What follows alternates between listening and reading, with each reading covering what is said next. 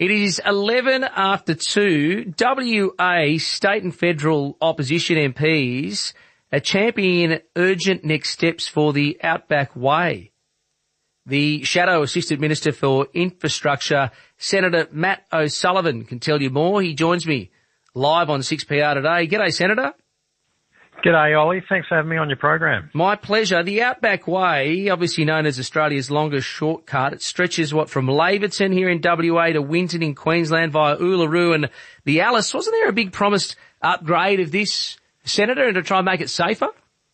Well, and this is the point, Ollie. It was essential that this project went ahead, and it was a commitment made by the former Morrison government in 2022 to provide the funding for that route to be sealed. There's been over $400 million committed to go into Western Australia. The state government at the time actually committed to top it up by $100 million, yet nothing has happened in over 3 years. Now, this is an essential project because as we speak right now, Western Australia only has 2 sealed bitumen roads into the state. If you recall last year, there was a flood down on the Nullarbor, and there was also a flood up in the Kimberley, and it meant that Western Australia was completely isolated. If you recall, we had to have ships coming in, groceries coming via ship from Melbourne, and so a third route in between Laverton and Uluru, which then joins onto a sealed route, to the rest of the country, enables a third route to happen, and it's good for the communities as well along that route. And because it opens up economic opportunity, mining, a whole bunch of places and resources can be opened up. But this state government has been sitting on this, and nothing's been happening. And something needs to, the government really needs to get a wriggle on and deal with it. So how much of this route remains unsealed, Senator? Well, there's over 730 kilometres that are still unsealed in Western Australia. Now, the federal government made the commitment at the time to assist Queensland, Northern Territory and Western Australia to seal sections all the way through to Winton in Queensland, which gives it great access through to North Queensland for freight and other things. Well, Queensland and the Northern Territory have almost finished. They're almost finished. They only got maybe another couple of years and they'll be done. Whereas Western Australia is way behind, and there's 736 kilometres just in Western Australia. Now, the problem is, what they'll tell you, what Main Roads will tell you, is that that they've been dealing with the traditional owners. And there's some agreements that are required, ILUAs as they're called, that are required to enable that project to be able to go ahead. But out of the 3 groups that they're negotiating with, 2 of them already have signed off on it. So why are they not getting on with that and signing the agreement? Ultimately, we need the state government to progress that ILUA so that project can go ahead. And it's going to take several years for it to be developed. It'd be 2032 before it's completely finished. Well, they could start now with in the areas where the traditional owners have already agreed, and then hopefully by the time they're ready to move on to those next sections, they've got the agreement from that next group. Well, obviously the Northern Territory and Queensland have been able to come to agreements a little faster. Is there any indication as to why WA is dragging its heels on this, Senator? It's a very good question. There really is no reason. They should just get a wriggle on.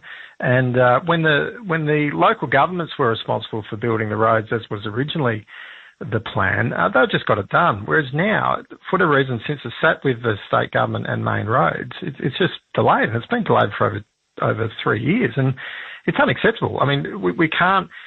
We need that route into Western Australia. We can't have another season go by where we're cut off. It's unacceptable from a security perspective, from a national disaster perspective. We need that extra route, and of course, we need to open up the opportunities for the economy. Well, it's a nation-building project too, Senator.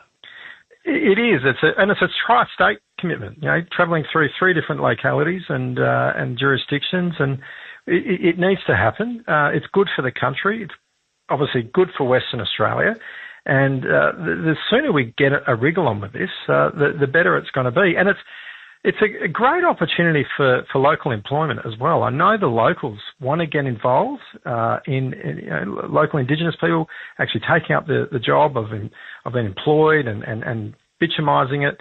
And it's a terrific opportunity to unlock tourism in that area as well. I've actually recently driven it, Ollie. I drove over July through to Uluru, was it during school holidays, and took the family over there, and it's a great experience. But, it's a pretty rough road, and you need the sort of vehicle that can traverse it now. Well, let's bitumise it so anyone can get there. So do you reckon it may have something to do with all of the other, state-backed projects currently under construction, Senator? Do we not have the workforce or the bulldozers available? Well, that is definitely a possibility, whether with the focus on MetroNet and other projects, the government just haven't prioritised it. They'll say that the issue is with the native title agreements, but look, they've just got to get on with it, Ollie. And it's a bit of a narrative, isn't it, Senator, particularly for regional Western Australia. It always just seems to be left out. Oh, absolutely. And it's important. It's important to all Western Australians. Well, it's a little bit out of sight and out of mind, okay? Unless you're, planning on doing a trip out there, you might not be thinking about it. But, when our groceries are blocked because we haven't got the resources on the shelves that we need, and when you've got that access, there's far more commerce now between us and Queensland. We're not just completely relying on Victoria and New South Wales now. Having a closer link into Queensland and the Northern Territory is absolutely essential. This is an opportunity, but when it's out of sight, out of mind, maybe it's just not thought about. But this is something that Rick Wilson has been championing for a very long time. It's going to be a great legacy for him when it's finally complete, because he's been banging on about this for a long time, as have the local governments across the area. Pat Hill is the mayor of Laverton, and he's been calling for this for over 30 years. Over 30 years. He ought to be given an award for his efforts on this. And, look, there really isn't an excuse. It's just got to get on with it. I know the locals want to build it. They can be activated, and there can be a local workforce. So workforce isn't the issue. Maybe there's been an issue with getting hands-on equipment. That's possible. But given that those demand on those resources is starting to wane, then I think now's the time to get on with it. Matt O'Sullivan, thanks for your time today. My pleasure. Thanks, Ollie. WA Senator Matt O'Sullivan. Authorised by Matt O'Sullivan, Liberal Party, Perth.